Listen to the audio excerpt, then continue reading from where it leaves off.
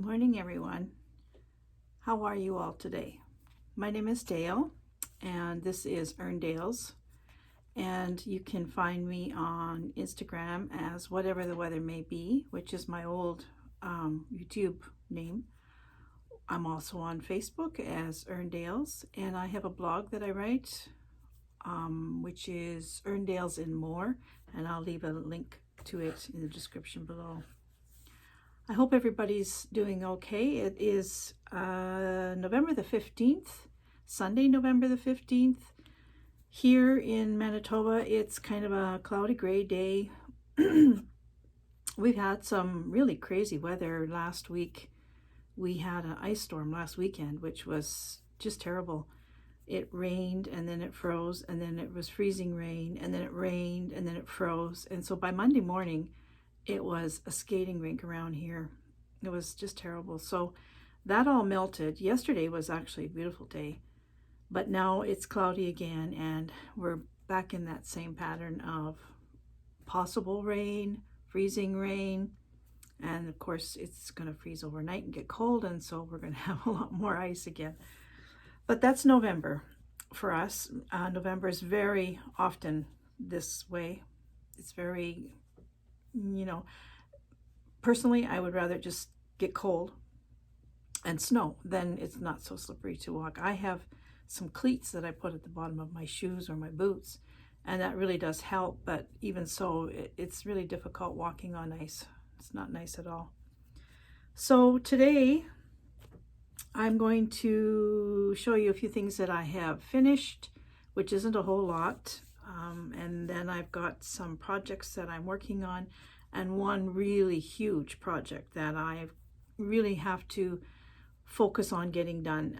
I've had this project on the go for the better part of a year, and it's past due to the people who are waiting for it. It's actually a baby quilt, an embroidered baby quilt. The baby turned 1 year old in September.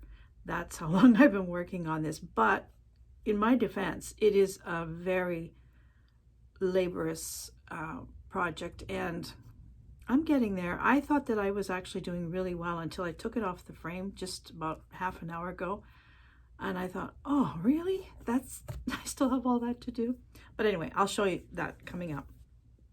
So what I wanted to show you first was some of the finished things that I've done, and some of this is left over from last year, but I wanted to show you some things that I haven't made this year that I made last year. Well, I wanted to show you instead of yapping about it.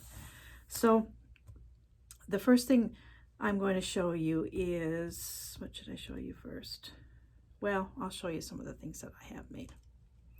So I don't know if you follow me anywhere else, but I think I did put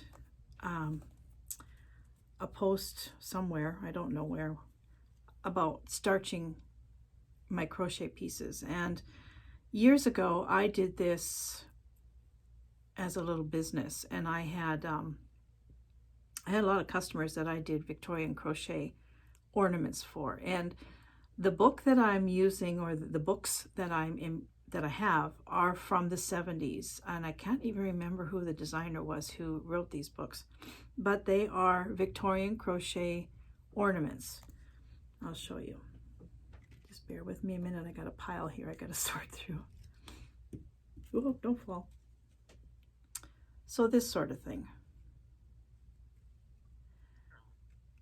So these are made from, that's what I was looking for. There we go. So these are made from number 10 crochet cotton, which is the bedspread weight cotton, and it's crocheted with a number 7. I use a number 7 steel needle hook. You can use a 6. Anything else is probably not gonna look really nice with this size of thread. And you crochet the piece first, and then you starch it to make the shape that it's in. So the starch that I use is a prepared starch. It's called Stiffy.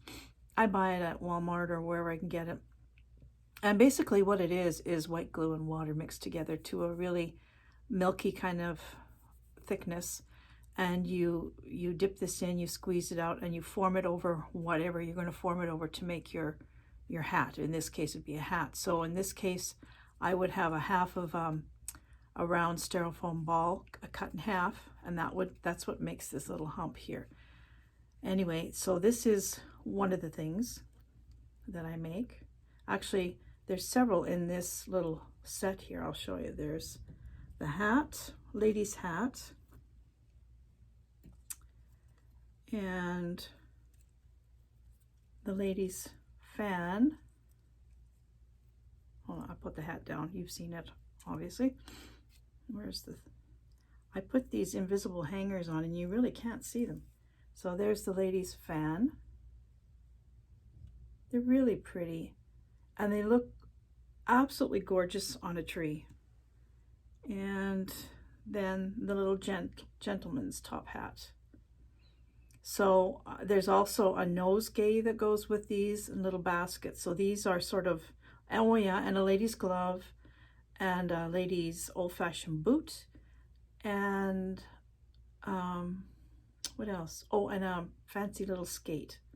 So that's sort of the clothing part of these little ornaments.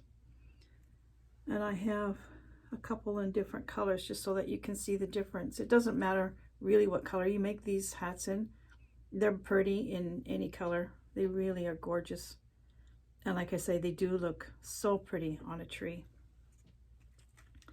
So I'll just move those away. And then here's another fan. A white. There's several different fans, but this is the one that I like the best. I tend to like, for the hats, I like them to have a lot of open, you know, like this, to be a lot of open knitting kind of thing. Oh, that's the back side, there's the right side. The fans, I like them to be more solid. This was a very pretty pattern, this one, as you can see. And then there are things like a soldier. So these are made in pieces. So his head and body is all one piece.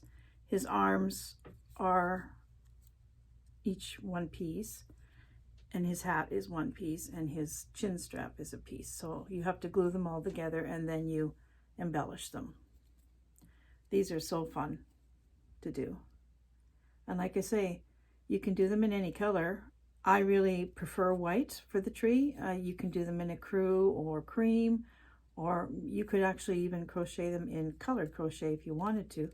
It's not my thing, but you can do that. I just find that the white look so gorgeous on the tree. And here's another one. And then I just embellish them with trims, braids, ribbons, beads, that kind of thing, just where he would be more fancy. I'll go backwards. There we go. So that's the little, and I don't know, they look quite large, but if you look at my hand, they're really not. They're about 3.5 inches to the top of his head, and then maybe another ½ inch for his, so they're not large at all. Here, here's a book. So I'll just show you in comparison to the book. See how small they really are? They're not large at all. So that's soldiers. What else do I do? Like I said, there's many, there's probably about 40 different pieces that I have done over time.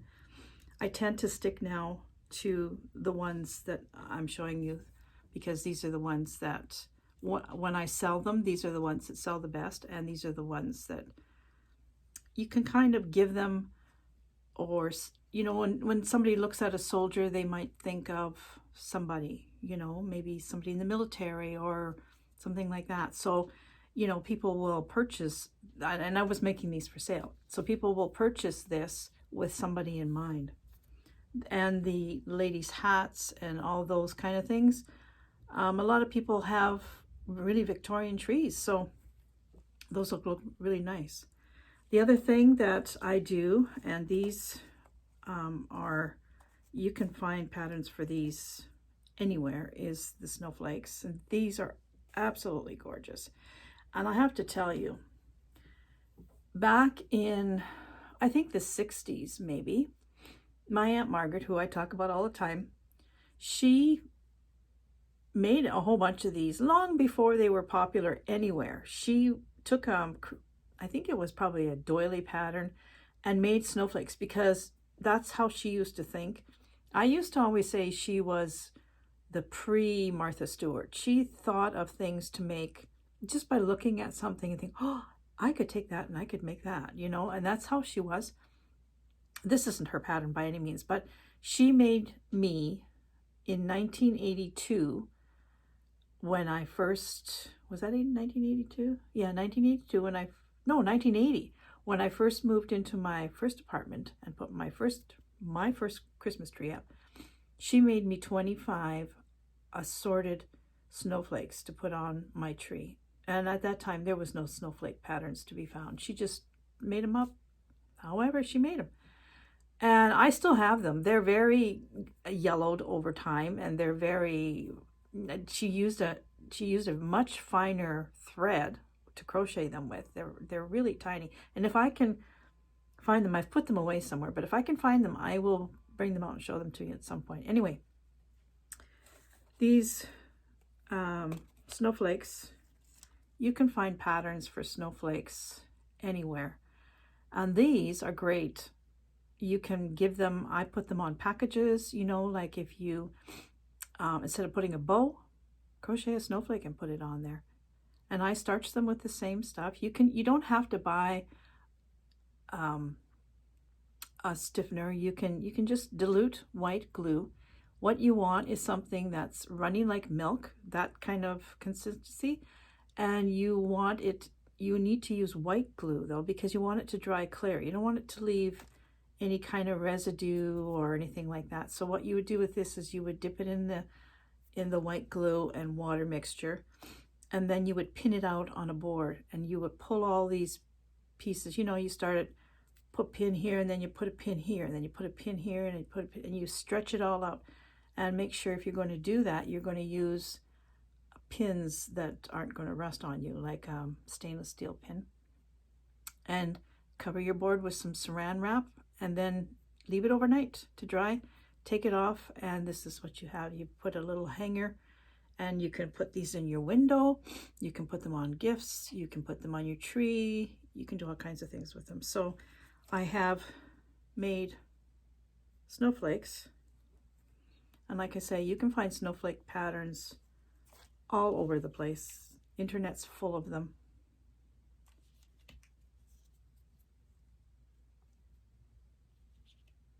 And then here's this one here, a little different one. And another one like this. I usually have a lot of snowflakes done, but this is a different year. You know, things are not quite the same as other years. So I haven't really done a lot, but I think next year, what I usually do is I usually crochet all of this stuff throughout the year, because it's, you know, you just need a ball of crochet and a hook. So you can make pieces for things and then just put them in a bag. And then, you know, around July or August, I start starching, and then I put them together. So by the time Christmas, October comes, I'm ready to start selling them. So the best is yet to come. Also, still on the snowflake thing, I've done some little angels. These are just little half angels. Now these, what I'm going to do with these, I have to embellish them. I haven't embellished them. So I might weave some pretty gold lame through here, or silver lame, or even colored. And I'm going to put a tassel on these. And these can be used on the tree. They could hang on the tree like that with a pretty tassel. Or they could be used as a bookmark. Or they could be just as a bow, instead of a bow on a present. So I've made a few of these. I have some kids that I'm going to give those to. And then I have a couple of angels, flat angels like this. Same idea. This is sort of like a bell with an angel on the top. So I don't know, I got this out of one of my books. So I will embellish this. I'm not going to put a tassel because this is a little bit larger. And then I have another flat angel and another flat angel. And these flat angels, I would use these as a bookmark. I'm going to make these into bookmarks. That's what I'm going to do because I have nicer angels for the tree. Such as these little ones. This one's not, I haven't embellished this one yet, but I have a series of these. These are like a 3-dimensional little angel. And I have, these ones come in like 4 or 5 sizes, I believe, right up to a treetop angel. And I have many, many patterns for different kinds of dimensional angels like this. And then there are the bears. These are by far the most, I don't know, popular thing that I make.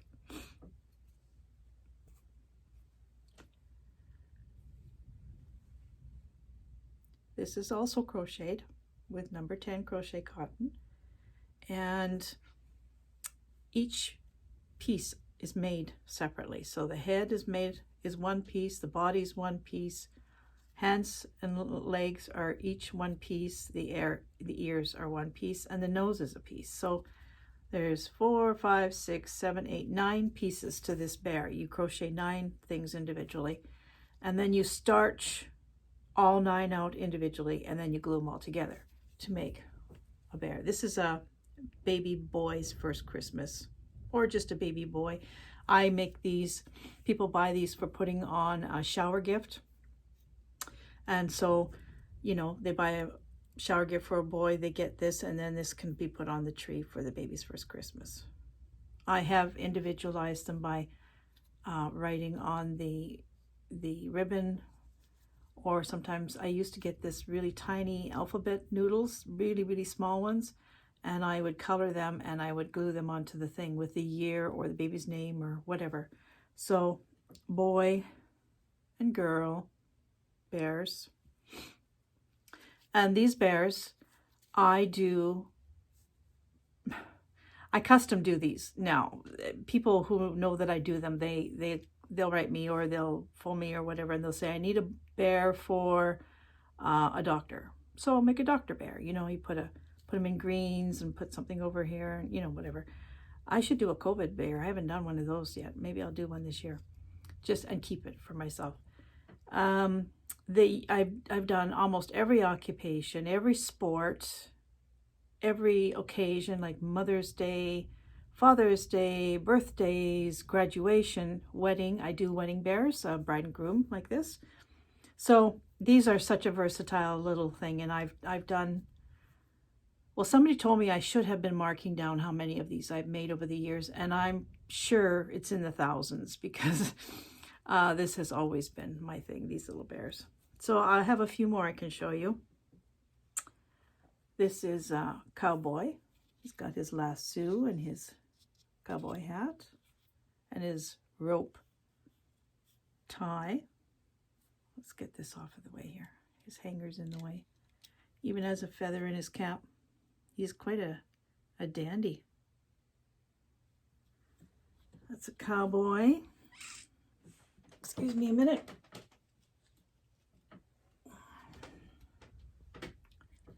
Here we have a little skater. I've crocheted the skates. And you can pose them quite differently. See, I didn't have this one sitting. I have it I've glued it together so it looks like it's skating. So this is a little skater for a girl because it's got pink. And here is a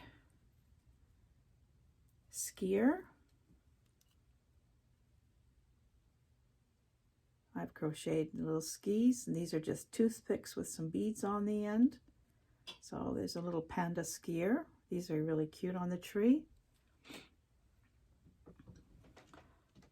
I'm kind of low right now in my inventory on these, but this is a popular one. This is the little ballerina with her tutu. I've made millions of these for little girls. If you can see, I'll lift up her tutu. You can see her leg is up, like she's doing a pirouette. So these are the most popular of the little ornaments that I do. And there's one more that I think it's my favorite. I love the bears, but these are the ones that I really love, is the little mice. They are so simple to make, and they are so cute. Got a long tail with a little bow on his tail. So these ones, this little mouse, I think I'm going to make some of these with you.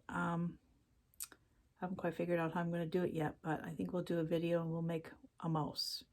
So if you're interested in learning how to make this little mouse, what you need is a little bit of crochet cotton. You don't need a lot, maybe 15 yards crochet cotton, and you need size 6 or 7 steel crochet hook, not, you know, like the real fine ones, and some glue and some water, and we can make one of these. I'll show you how. I might do that in my little Advent series, and I'm going to talk more about that at the end of this video. So there's the little bear. Isn't he cute? You could put a little bow between his ears too. So those are some of the finished items. Like I said, what I've done this year is I've made these, and I've made the snowflakes and a couple of the other, but a lot of this other stuff is things that I had left over from last year. I just wanted to show you some of them. And another thing, oh, all of a sudden I have an itchy eye. The other finished item that I have is, I made a tassel doll. Now, yesterday I was watching a fairly newcomer to YouTube. You should check her out if you haven't. It's Black Thread Studio. It's Kelly from Black Thread Studio. And Kelly was showing how to make a tassel. And I made this one just out of scraps of material. But then I turned it into a Victorian tassel doll. So this is just the tassel here, and then on top of it I had one of these porcelain heads. There's a story about these porcelain heads. I was making angels one year, and I needed small porcelain heads. And I live in Canada, and sometimes it's hard to find places that sell this kind of stuff now. So I went into the dollar store, and they had, the Christmas section was up already, and they had a whole bunch of angels, and they had the ugliest, I'm not kidding, you shouldn't call angels ugly. I have a thing about angels, but they were the ugliest angels I've ever seen, and they were $1. They had racks and racks and racks of them. So I bought, I don't know, probably 25, 30 of these angels, because I wanted just the head. I didn't care about the rest of them. And why I said that the heads weren't too bad, like this isn't one of them, this is actually quite a nice head, but the heads weren't actually too bad, but they were porcelain. And then they had this plastic thing, and then they just glued all this stuff, and the feathers, oh, they were just, ugh. Anyway, I had a basket, and I filled it up with all these horrible looking angels, and I went up to the front counter, and the girl looked at me like I'd lost my brains. And I said to her, "Don't you like these angels?" And she says, "No, I don't." And I says, "Well, it's okay. I don't either. I'm going to just use the heads." And she, oh, you know, it's like she was worried about me because I was buying these ugly angels. Anyway, I did that. I took the heads off. I threw everything else out, and I kept the heads. And I saved myself quite a bit of money because I got 30 heads, 25 or 30 heads for $30. It probably would have cost me double that to find a place, order them, pay shipping, and all that kind of stuff. So yeah, that's what I did. Anyway, this is my little tassel doll. I just glued on the porcelain head on top, and then I just dressed her. She's very pretty and elegant. So this goes with the Victorian Christmas ornaments that I crochet. And the reason, I've always loved Victorian Christmas. I don't know why. I'm very drawn to the decorations of the Victoria era. I've always been. And I think that, you know, maybe because they made so much of everything for their trees. They actually made everything that went on their trees. You know, they would take cards and they would cut out the character in the card, and then they would decorate that with glitter and feathers and all that kind of stuff. And they made stuff from nothing, really. And so maybe that's what attracts me to that. I don't know. But anyway, I love these pretty Victorian tassel dolls. So Kelly, make a doll. Find yourself a head. You're in the States. You can find these really cheap, probably at Hobby Lobby or somewhere. And make yourself a real gorgeous tassel and make yourself a doll for your tree. There's a challenge for you, my darling. And check out Kelly's YouTube channel. She's Black Thread Studio. Okay. That's all I'm going to say about that.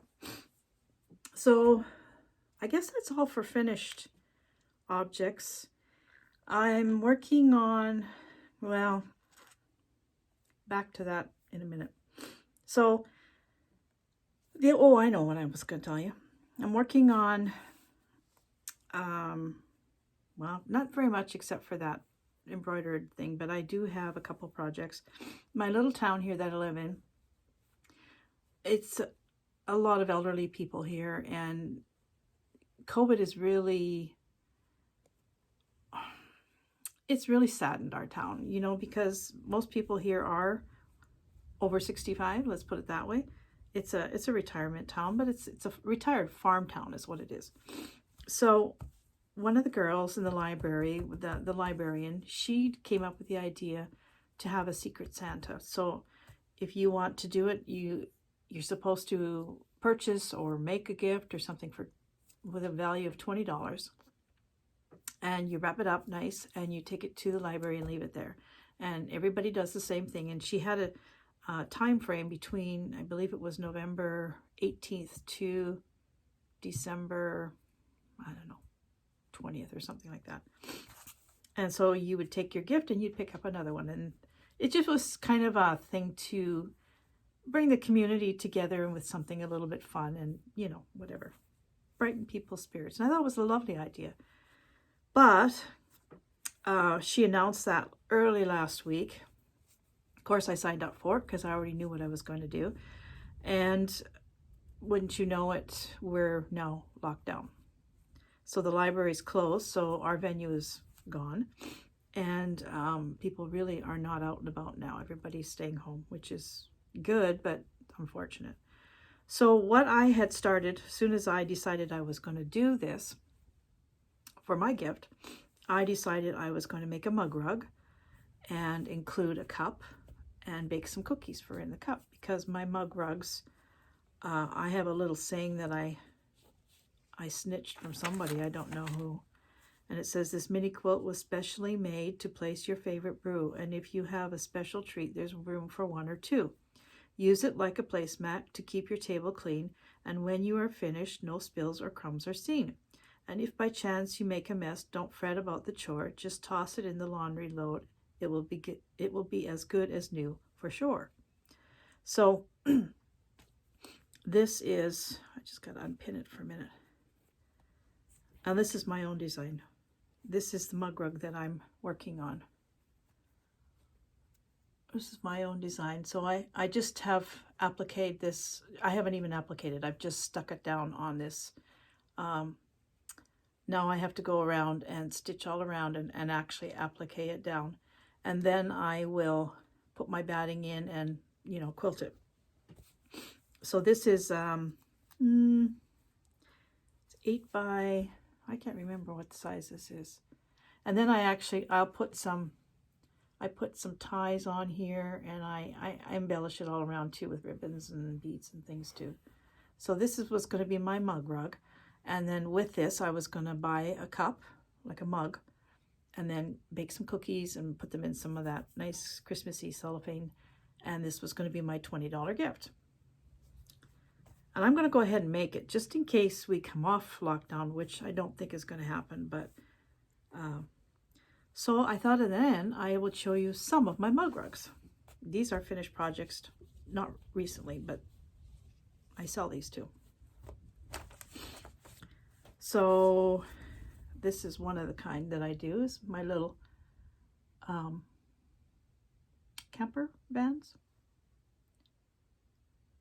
I love doing these, and I use, like, I keep every scrap of material. It's just, you know, what you quilters would throw out, I would love, because I use them for all of these little tiny pieces, for all of the tops and the windows, because these are all individual pieces. So this is my own design. And because I live in a prairie town, and this is also my design, guys like these ones, especially farmers. They like these. I also do a barn for guys, and I do, what else do I do trucks. I don't have a truck. I gave it my away. I do trucks and cars, horses, grain elevators, barns. I have quite a few things that for, a tenting scene, a moose, you know, different things. So men can have a, oh, and I've done these for men too. These ones. Actually, when there's a couple that have a camping trailer thingy, I always do two. A girly one for the girl and a guy one for the guy. So, and then I do these. I did a whole series of these. This is one. I called them my hat ladies. I called them the ladies of summer, actually, is what I titled this. So this was one of the hats. She still needs a ribbon. I haven't quite finished her. I don't have any of the other ones. So, and these are all my own designs. Little pot of tea. And then this one is for a teacher. So anyway, at some point these kind of things will be in my Etsy shop, but I swear that Etsy shop seems to be getting further and further away from my thing. But this is going to be the one that I'm going to finish for my Secret Santa, if they figure out how to get it up and running without us meeting, actually, or being close together. I hope they do, because I'm almost tempted to create a drop-off in my garage or something, just so that we can do it, because, you know, in a time like this, people need a little bit of something fun, and I think this would be really fun. So that's that. That's one of the things I'm working on. The other things, I'm still doing the odd knitting square towards my big blanket, my subscription blanket that I have started, but I haven't really had much time to do anything like that at all. The other thing I did start is this, and this is just craziness. I get these crazy ideas, and so I decided I was going to make a reversible table runner. But I have, oh man, I have, you know those big leaf bags, the big ones? I have one of those full of crochet cotton, this kind of crochet cotton. So I'm desperately trying to find a way to get rid of it and use it up. I'm not going to, well, I'll end up giving it away probably. But I had a lot of reds, and I wanted something for Christmas, so this would be reversible. So I decided to start this, and I'm using 2 threads of different colors of red. One's a dark maroon and one's a Christmas red, and then 2 colors of almost the same of this. And I'm doing, I don't know what this is called, what I'm doing. I'm using a double-ended Afghan hook, Afghan crochet hook. It's got a hook on each end. And you start crocheting with 2. You make your, you can see it in the back here, you make your first Afghan stitch row here, and then instead of finishing there, you start on the other end with the other two colors and you continue. But this is not a traditional Afghan stitch. And it is so easy, but I have no idea what it's called. My mom did this and she taught me how, and I've done blankets like this, and it's almost like weaving, to be honest with you. When the piece is done, I don't know if you can see it, but it's almost like woven. And if anybody's interested in learning how to do this, I would be more than happy to do a tutorial on this. But you have to have the double hooked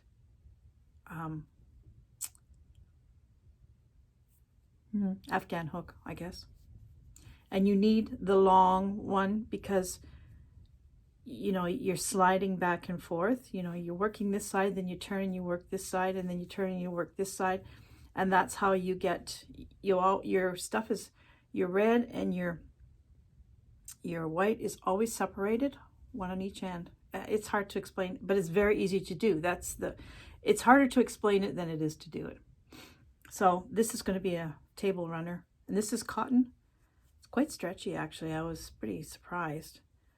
I just want it for one of my, I have an old antique kitchen cupboard, and I just wanted it for on top of there for Christmas. So this is just, I don't know. I might end up just ripping it out and throwing it away. I don't know. It was just a thing that I got in my head and I had to try. So now, I guess before I show you the other thing, because I actually have to move the camera to show you, I just want to talk a little bit about my Advent series. You know, when I said I was going to do that, I was all gung-ho, and I had all these great ideas, and I still have all these great ideas. However, there have been some things that have kind of come up that have squashed some of my ideas big time. One of the things is we are having replaced two huge picture windows, and I mean huge. The one is in our living room, it takes up the whole wall, and the other one's in our dining room sunroom, which takes up the whole wall. We ordered our windows in August, and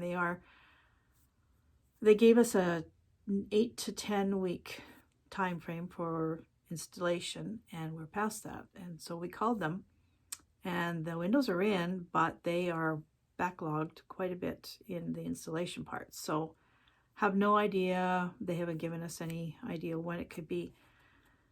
And that's okay. Like, we're not upset about that. But what's worrying me is I can't put a Christmas tree up until that's all done, because where I put my Christmas tree, well, actually wherever I'm going to put my Christmas tree, it's going to require there being no Christmas tree near those windows, because there's going to be a major disruption in both of those rooms. These are big, big windows, and we're going to have to move everything away from that area. So I actually don't even know if we're going to be able to put a tree up, because I have no idea when this is going to happen. So a lot of my Christmas decorating is not going to happen at all until these windows are done. And if that's not done till mid-December, then I don't know if I'm even going to bother, because it's really not going to be worth it to me. So that's one thing. The other thing is time. I just don't seem to have time. My husband and I are doing some things for the personal care home here. They are shut down and have been since March. And we have done a lot of work there, volunteer work. I do a lot of music stuff there for them. And my husband is a pastor, so he does a lot there too. So we decided that because we can't go in, well, he can go in once in a while for like a pastoral type of thing, but the things that we normally do there, we can't do. So we have decided that we are going to do some videos for them, and we're going to do videos, and we're going to make DVDs for them, because they don't have YouTube and all that stuff there. They just have a DVD player. So we're going to actually make DVDs for them, and we're going to do a series for them. And so I'm torn. Like, I really want to do the Vlogma idea here, but I can't do both. And so I had to make a decision. I will do some, but I can't do it every day. That's what I'm trying. Spit it out, Dale. Just come out and say it. I said I would do one a day, and I can't do that. I'll be lucky if I can do a couple a week, because this is really important. These people are really suffering in that they've had very little connection with the outside world in months and months and months, and they do need it. And they really do need their, oh, I don't know, their spiritual connection, and they really need their music thing. They've gotten used to that, you know, they've gotten used to some of the music things that we do, or that I do. And so I would like to, it's coming up Christmas, and last year we did lessons and carols for them, and I've done carol concerts for them and stuff. And so we want to do that again so that they can still have that, because otherwise they won't have anything. So I have sort of committed to that now. Well, not sort of, I have committed to that now, and I want to carry that through for the shut-ins of our community. And so I will do some Vlogmas, but I won't be doing them every day by any means, because I can't do everything. And the other thing is, you know, here I go again. I'm back to the same thing about my equipment. I'm just not capable. You know, I don't want to do a Vlogma that's just going to look like a podcast. And I'm sorry, but mine are, because I don't have the ability to edit and stuff like that. So yeah, I'll do some, but it won't be every day. And I'm really sorry about that. Maybe next year. Maybe it'll be a better time next year for all of us to do things that we really want to do. So I'm going to quit yammering, and I'm going to show you one more thing. I'm going to show you what I am concentrating on now as far as what I'm working on. I have to finish this, and I would really love to finish it by Christmas, but after I looked at it today, laid out full, I'm not so sure that I can do that. So I'm going to take you over here and show you if I can get this camera to flip. Just bear with me for a second. No. Can I flip it?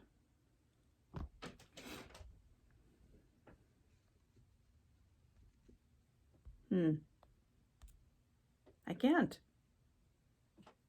Why not? I'm talking to myself.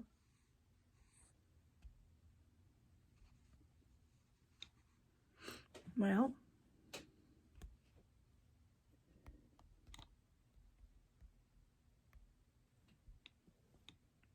it's not going to work. So I'm going to have to hold it up for you. Just hold on 1 second.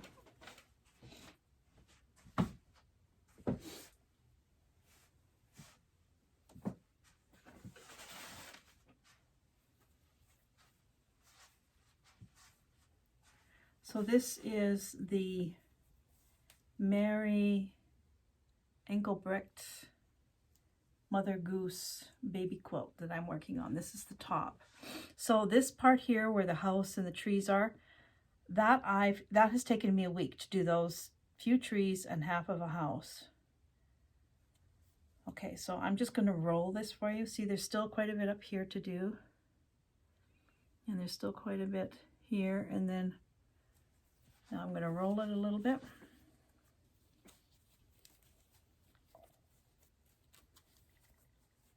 There's quite a bit by Mother Goose, and then Mother Goose herself I have to do. And then here comes the cat and the fiddle. The cat has been worked on, fiddle not so much. I still have one leg. And there's the dish and the spoon. And they're partly done. And then there's all of this over here. This is part of the cat. I'm sorry about the shadows. It's kind of a difficult thing to show you this way. I was hoping I could do it the other way. And then there's some sidewalk down here. And then down here, the 3 blind mice, I think. The 3 mice with canes. So I'm assuming that's what it is. So I still have a lot to do on this. I was really patting myself on the shoulder saying, oh, you're getting there, but seriously, I'm not getting anywhere. Well, yeah, I am, but. So this is what I have to get done.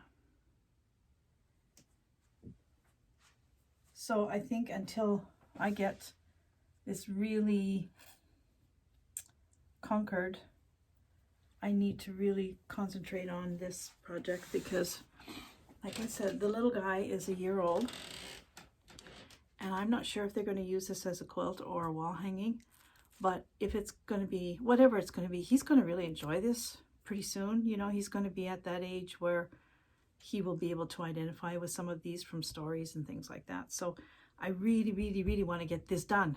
So this is where my concentration, I will maybe, you know, I'll finish my mug rug and I will maybe work on that other thing there, that whatever it is that I'm making over there. But really, I think this has got to be my main focus. So I'm going to be doing a lot of stitching and not a lot of anything else. And this has gone 46 minutes. Will you look at that? That's enough. Stop, woman, stop. So I'm going to say cheerio for right now. Please take care, everyone. Look after yourself, look after each other, and have a wonderful week. Maybe in a week I can come back and show you where I am with this. I hope I'm a lot further than I am now. So take care, everyone. I'm going to talk to you really soon. Keep working. Bye for now.